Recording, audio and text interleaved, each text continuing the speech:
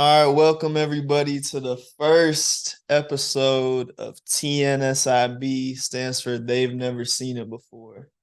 They've Never Seen It Before really exemplifies different entrepreneurs who do amazing things that their communities have never seen before. And so usually when that happens, you get some pushback, you get some non-believers, and you just have to fight through that adversity. And so I brought an amazing example of that right here. His name is JL Neo. I call him Neo. It's my guy. Neo, why don't you introduce yourself and the companies that you're with? Thank you. Thank you for having me. My name is Hinio. I was born and raised in Rwanda. That's where I lived my entire life. And I came to the US for the first time leaving my country. So it's been a long way gone. Now working with Neo Philanthropy, which is a nonprofit I built and started to help support initiatives that help people in need. And I also have it work with, or we have a partnership with Shoboza, which is agribusiness firm that teaches farmers how to elevate their way of doing agriculture. But Neo, so you've been in hedge funds, startups, a researcher in that Shawaza, and then you've also started your own business. So why do you choose to get in such a range of professions and industries, whereas a lot of people, especially at our school, TCU, they're more focused on, for example, finance or supply chain. So why did you choose to diversify? Yes, so one would be related to my upbringing. Actually, in high school, I was studying math, physics, and chemistry. I wanted to be a mechanical engineer. Oh, really? Okay. And when I started my undergraduate, I had already changed my mind. I said I want to do business. But when the idea of business came to my mind was when in Neely School of Business, they had the create idea, the create Mm, fun. And so I said, like, there's nothing to lose. I think it's me going in front of people and presenting my business idea. And so I presented my business idea for the first time. yeah. And somehow I got great feedback. And after that, and doing it a couple more times, I started realizing how I'm able to speak for these ideas more Yeah. than I am able to speak for something else. And How so, much how much would you say communication has impacted your life, being able to speak on ideas effectively? Because a lot of people can't do that. yeah, it has helped me a lot. One way is really being able to interact with people and have the ability to express my ideas in a way that they can understand and even challenge me on things I have not thought about, but still go ahead and like, oh, let me go learn this so the next time I'm able to convey these kinds of information to Yeah. these people has been very helpful. And I have also been part of I have heard a lot of TED Talks. I have Mm, been part of your club. true. Yeah. So Talking talking frogs. frog. So yeah, being able to speak is very critical for a student and everyone else because you get to interact with people. And to be honest, I've actually realized that first impression is very important, even when you're not smart, I would say. The way you Okay. impress people, the first impression people have on you in most cases, especially in business world, it makes a big difference in how they perceive you. And a lot of True. times when you're doing great at communication, people give you great feedback and you get the best support you need. And so it's very useful. So my way of diversifying is since I had math, physics, chemistry background, and I was new to this country. I'd never been in a position where I could be exposed to more than a lot of things like I found here. Okay. And so I didn't exactly know what do I want. I knew it was helping my community. It was somehow something that I want my hands on that I can continuously keep doing, but I didn't know what is this thing. Yeah. And so I started looking at hedge fund and things they do. And these are the things I had never seen before, never experienced before. But challenging myself to move and just say, let me go try this world Yeah. was really one way that I think I'm going there, I'm going to learn a lot, and hopefully I'll find something that I can pursue. And so Okay. I go there, I get a great skill, and then the next time I go in venture capital, and then after venture capital, go in research.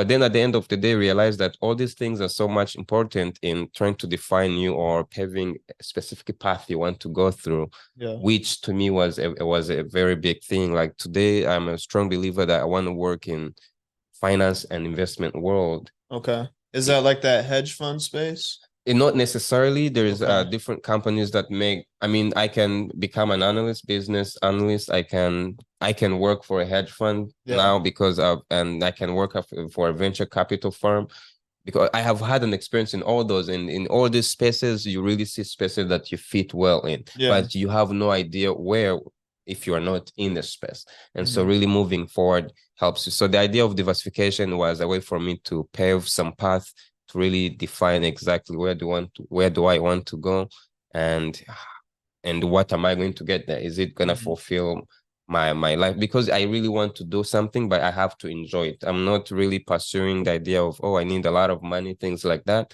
I want some sort of compensation, but at the same time, I want to do something with passion and love because that's when I perform better. Okay, cool. Yeah. Cool. Another question, and I've personally had this question for a long time, just getting into the provost office. Everybody would talk about you. They'd always ask me, have you met Neo yet? You need to talk to Neo because he's always doing things with business or startups. Kind of like I was just asking about how you're literally in everything and successful at it as well. And Thank you. so I guess with that viewpoint of you from America and the people I know, so my peers have a positive view of you. Is it the same as your peers in Africa for everybody, or are there some people that I guess are haters? And if there are some people who are haters or that were haters, how did that kind of affect you as you would explore entrepreneurial things that are different from what they know? Yeah, definitely there's always haters. But to me, I don't really spend much time thinking about them because at the end of the day, I'm there to do my thing and Yeah. impact lives in the best possible way I can. But I was never an entrepreneur when I left Rwanda, or at least it's not something I ever thought about. My thinking was I want to do engineering because in some places some careers have a big demand of people, and a lot of people sometimes can join that career even though it's not in the best, it's like not their passion. They just want to be where at least there is chances to get a job. And so when I got to America and got exposed, I thought it was one opportunity that I had that a lot of people I left home, especially maybe in my village where I grew up, did not have access to. And so it was my time to come and soak in all the information because I realized that, oh, there's a lot of solutions I see here that could be emulated and taken back home. And so how do I make myself be useful in correcting all this knowledge and these skills and thinking about different problems that I have grown up experiencing, and then use these solutions to take back home and bring the like what skills can I manufacture that is going to be useful to people back home. And so, and that's how I started trying things that I've never tried before. Because let's have a simple example. I learned driving here because I just realized every student on campus is driving a car. I said, if I can make friends who have cars, they're going to teach me how to drive. Now I drive, I have a driver's license, I can drive my car. It is great. And so if I go back home and someone needs a driver, I'm gonna drive. Or if I So go that's back, uncommon where you're from, driver's license. so it's a hard process to get one. Okay. But I was using it as a simple example just to show you how there is a lot of access to opportunities that I had to that most people don't really have access to. And so it's a big deal for me to tap into those opportunities, soak in all the skills, and then find the best skills I can go and solve problems home based on my experience growing up there and the knowledge of the people I have and really understanding their needs. And so that's one way. And really, when I'm thinking about the opportunities I'm getting here, I usually put my communities first because I believe that I was blessed to want to be in this country. And so I should be able to use the skills I'm getting to bless other people. And so most of the times, whether people hate me or not, I think about them every single day and I want the best for them. And that's why the different initiatives I tried, they're always targeting people in need and people who are trying to get out of poverty. And so that's my goal, to do as much as I can to make sure I'm empowering people in my Yeah. community. Okay. And with that, since you have been so successful, so from your community, what's one piece of advice you would give someone if they're coming to America? One piece of advice I would give people coming to America is a country filled with opportunities and a lot of things to learn. And at the same time, it's a country that there's a lot of challenges you have to navigate through to even be like, oh, I'm fitting in, to be Yeah. able to even form a small friend group, to say I have a community.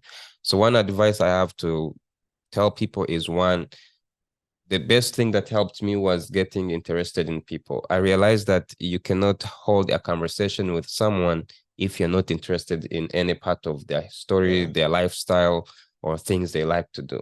Because usually, for example, me, I was not, I never watched movies growing up. And so Yeah. any conversation that involved movies seemed boring to me and I never wanted to participate in. Yeah. But then at the same time, when you look at people participating in those conversations, there are people like me, they just were exposed to movies more than I did. So what can I do to make sure that at least I can contribute to a conversation of that nature instead of deviating the conversation and taking them in a different route? And so I started introducing myself to watching some small movies. It was hard, I would fall asleep, but at least I would get a sense, or they would make a comment, and somehow I would find a way to integrate myself and have conversation with them. And so the idea of being interested in people is one way to break a lot of boundaries, is the one way to build your confidence, because I believe everyone, I don't care where you're from, you have something unique to offer, and you just need access to opportunity, and you need to be in a place where you can have a contribution to that. And so what I'm trying to say is, to people like me, usually when they come here, you feel like you're useless. You're not as important as everyone else in contributing to a community you are in.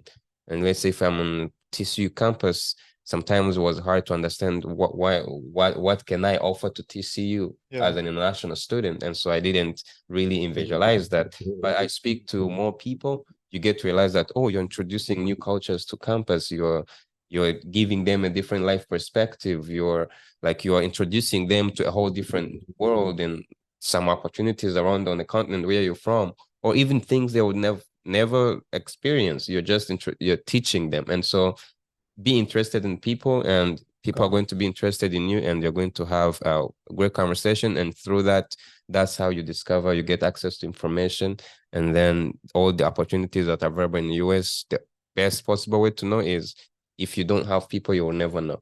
Internet only is not enough. Okay. So basically get around people. Yes, Okay. That is one thing that I feel like people underestimate, because you need people to do anything in the world, right? Would you agree? I agree 100%. You do need people. If I didn't have people, I don't know, I would have had a terrible time being in this country. Yeah. Nah, definitely. So, what is one thing you wish you knew about America before coming?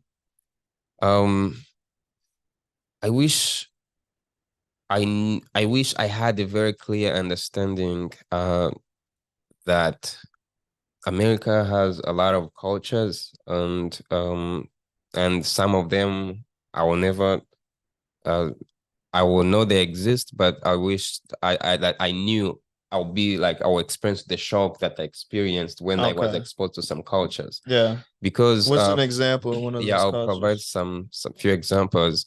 One is I was working in the blue, and so I love smiling, I love laughing, Yeah. and I love saying hello to people most of the time. And so we were on the line lining up, and I was laughing. I saw someone with a big plate, and I laughed, because not that it's a bad thing, but Yeah. it seemed funny to me. I just laughed, and then this person got angry at me, said, "Man, why are you laughing, man?" and stuff like that. So my point of view of, like, my perspective of what my humor and everything was Yeah. totally different, and so the way he understood my humor was different, and He because thought you were making fun of him or yeah, and something? because I smile, I couldn't understand what's wrong with it. Mm-hmm. So at the first, it was even hard for me to give myself space to understand that, oh, maybe Yeah. this is what he felt.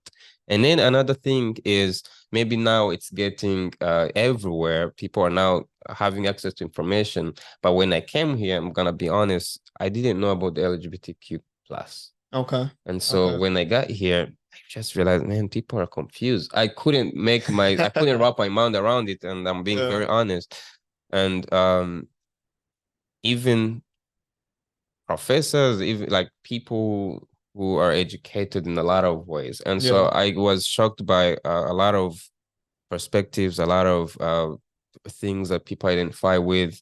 And another big thing, I didn't know I was black until I got here. And so when I got here, my skin started getting black because of Hmm. what black means here. It's totally different from what it means home. And Yeah. so all these were culture shocks, and I wish I knew them, because if I knew them beforehand, then I would know the best way to carry myself around different people Yeah. in how I have conversation with them. What boundaries should I establish between me and them, and how, and basically what's how am I gonna live with people who are Yeah. totally different from me? And Yeah. and that was a big challenge, but slowly I got there. Okay. So I want to key in on that black part and what you were saying, like establishing boundaries. Yeah. So I do feel like that's an interesting way to look at it, because I do feel like that's true. Like how we act in society, we have to keep up certain walls and keep up a certain, I guess, way we carry Okay. ourselves in order to be both accepted into society, but then to also keep people in their lane, for lack of a better word. So you mentioned that before you came to America, you didn't realize you were black and like what that meant. Yeah. So what does that mean to you in America? What does black mean to you in America that it didn't mean in Rwanda? Yes, so when I was home, I was Rwandan. I was Rwandan, and everyone who didn't look like me, we call them Zungu or white. Okay. Whether you're Chinese, whether you're Mexican, whether you're European, American, Yeah. we are white if you're not a Rwandan, if you're not like me. Yeah. So the idea of attaching history and everything to your color was a foreign language to me. I didn't understand. So it wasn't as like if someone was white, they were just white. Because There was no other nothing, yes. connotation with it. Yeah, Okay, it's so it just didn't mean it anything didn't mean. else. I think the only thing you could attach to it is probably they are foreigners. They're not from Yeah. Rwanda. They're from outside the country. Okay. And then when I got here and I heard people talk black and white or Mexican, everything, one everything that comes with black, you hear about slavery. There is a part of history that is attached to it. Yeah. And so being from a place that I didn't grow up here, I don't understand the experiences black people go through as they grow up. And in most cases, people who don't know where I come from, they think I do or I have experienced the same. Yeah. And so they put me in the same basket as everyone else. And so I get confused a bit. So in other words, I don't feel black because I don't understand what black means. Yeah, that But makes then sense. but because of the way the society is built, everything that affects black affects you, even though you have no connection or you don't necessarily understand even what that means to you. Because as a black person growing in America, they probably have some experiences that I've never been exposed to. And so the best possible way to understand is to talk to them, ask them questions, but still I can't feel the exact same way they feel it. Yeah. And so it Because you've was never hard to relate. experienced it. Yeah, it Yeah, was that hard makes to sense. relate. And so Okay. that's one of the problems I was encountering. Mhm. And then and then I'm like, oh, black and white. And then it's a big deal. And then I'm like, okay, maybe I think I'm black. Then I'm in class, we're learning about maybe race and everything. And then the professor, they have no idea who I am. And then they start asking me questions. And I understand I'm supposed to be asked questions, but somehow you can aim for who does he think he's asking? And so he Yeah. thinks Mhm. I grew up in this type of neighborhood. Like he thinks I grew up here, but really I'm not. And somehow you feel he would have asked me maybe a little bit different, but that's how things were. And so there is that distinction that I Yeah, felt when I got here. that makes sense. So basically, you were being put into a box that you didn't fit in. I didn't fit in, and it affected me Okay. because people who did that had no idea of my background. Yeah. Okay. That makes sense. That's an interesting view or experience because I've Yeah. never thought about that before. So I appreciate you for Mhm. sharing that. Yeah. So yes, you do a lot with your community now, with your farming, your neo philanthropy. So I understand you went back to Rwanda this summer, right? Yeah, last Christmas. Okay, Yeah. so how were you, I guess, welcomed back in the community and were you treated differently for your entrepreneurial efforts? So usually one one thing that actually used to scare me, like the first time I went back in 2000, Christmas of 2021, was how am I going to be treated when I get back home? Okay. But the reason that fear came to me was under the understanding that, oh, I'm from the US. I'm very positive that some people are very proud of me that I've been able to make this here. But then Yeah. there's some other people who are not proud of me. But then at the same time, these are the people from a rural area that have different experiences. Let's say poverty, the like, and so in other words, when they see someone who have been on top of where they are, in other Yeah. words, somehow they treat them special. And not Okay. just because they're special, just because I would do the same. I would feel I want to buy you rice because I don't want you to eat beans when you're not used to eating beans. So in other words, Okay. if someone's from a wealthy family and then they visit a rural area, they try their best to feed them better, Yeah. something they're used to. And so even they can spend money or they can borrow something just to make sure at least they get better treatment. Yeah. And so there is aspect of being hospitable, but then there's also an aspect of the mindset that scares me, because if I grew up there my whole life, they have to still understand that they understand the lifestyle I grew up in. They still have to understand that I'm still the same person who can walk 1 mile to get a gallon of water to go in the field and cut grass for our cow. Yeah. But they don't think it's something I can do again. And so when you think that scares me, because you're like, then how am I going to have fun? Because there's no other people in my village that are there. And so I had to come up with ways to really show them that I understand the struggles we went through. I understand their lifestyle. I understand everything. And that's how actually some initiatives came into place. So like I started Neo Philanthropy because I knew what not having a pen or a book or brand new uniform or even shoes felt like. I Yeah. knew if a student is not having access to enough school supplies, they're going to be stressed. They're going to lose motivation. And I understand that even today, I know I have access to a laptop, I have access to things, but it doesn't mean I forgot my roots and how everything like that affected me.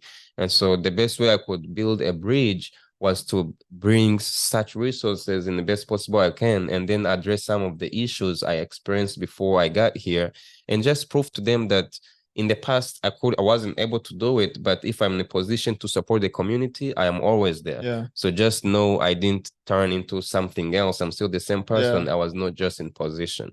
And that's how some of the things I do actually, like, they root from there, just being able to respond to problems I experienced that I know is still a reality to a lot of people in my village. Okay. Yeah. So how do you feel about money then? The way I feel about money is you have to have money to initiate a lot of projects. I mean, if you're teaching farmers how to farm, one, they need land, they need to have a lot of agricultural inputs. And the reason you teach them to farm is to make sure they're able to sustain themselves. Because if a farmer have been doing farming for 10, 20 years, but they have never seen farming as something that can support their children's health insurance, Yeah. there is something wrong with what they're doing.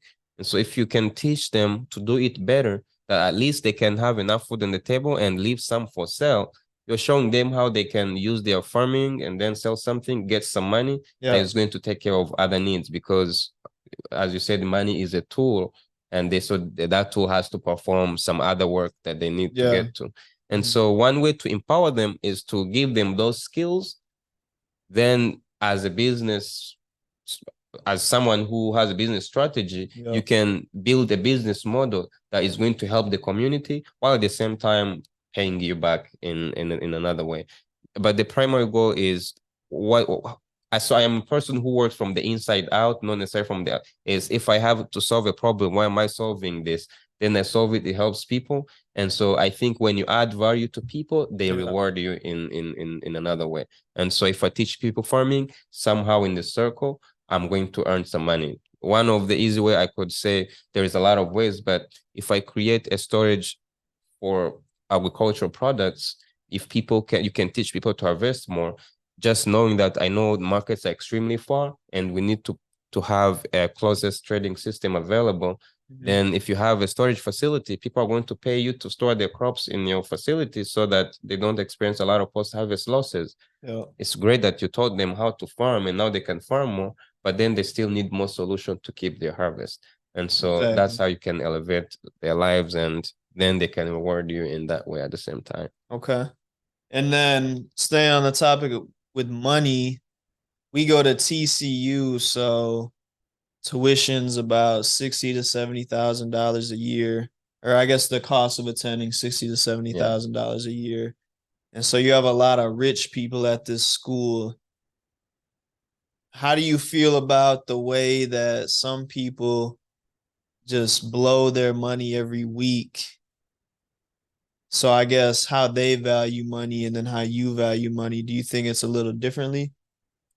Yeah, there is a lot of difference in that. One, in maybe, I think it's important.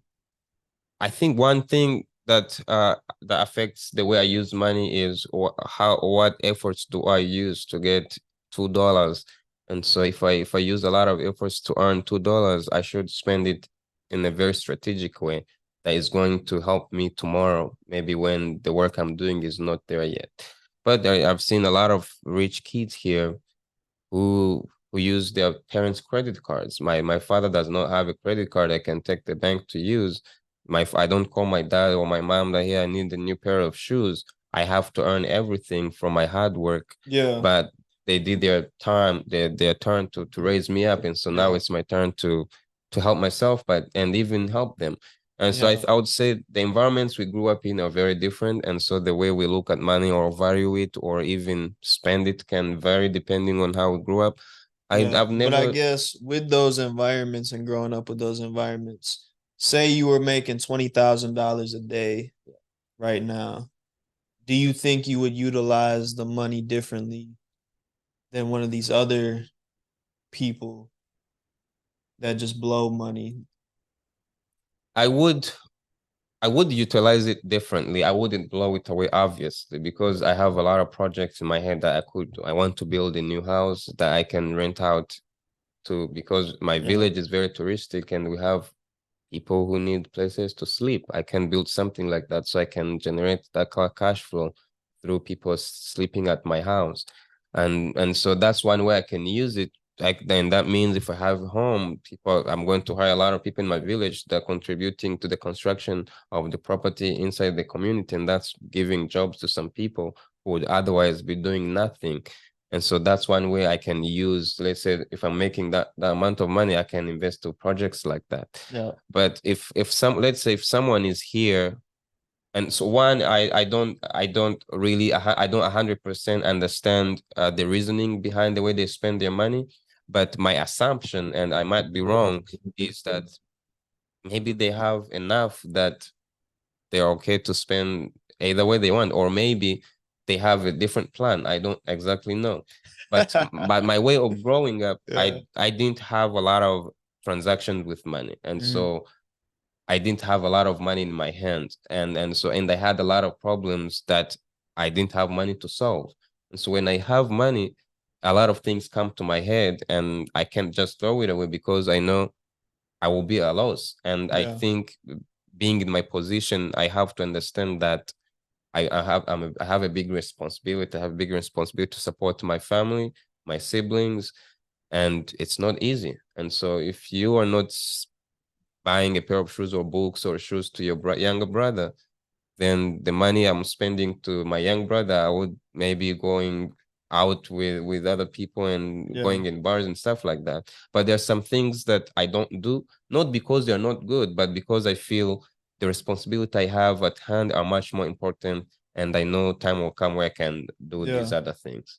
So basically, I think you hit on two important parts right there: problems and responsibility for the problems. Yeah. So what I'm hearing you say is people who blow money, they don't have responsibility or problems. So it's like all they have to spend the money on is themselves and what they want to do.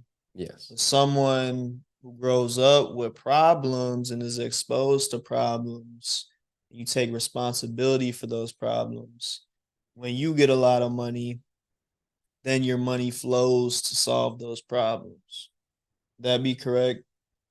It would be correct, but that's also that's an opinion I have on other people. Yeah. Yes, and I got the same opinion. yes, and yeah, and that's because what else would I think?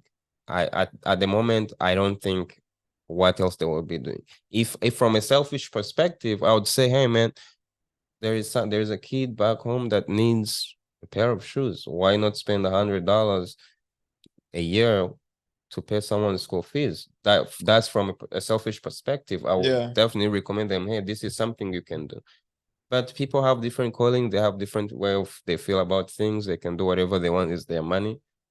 But I won't choose their route because I know if I do it, my family won't be happy, my community won't be happy, and I won't be making anyone I also my promise of what I really promise for my community for just being able to access these opportunities, I won't be getting there, and I won't see the purpose of me being here at the end. And I wanted this opportunity to be as useful as can be. And if I can do it, that's when I'll be really thinking, oh man, I've done something and I'm proud of myself. Yeah, I love that, bro.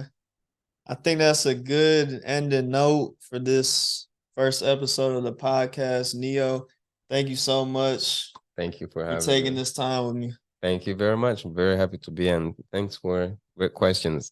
They I have to think and process more. They're just deep questions, but I really appreciate that. Yes, sir. Yes, sir.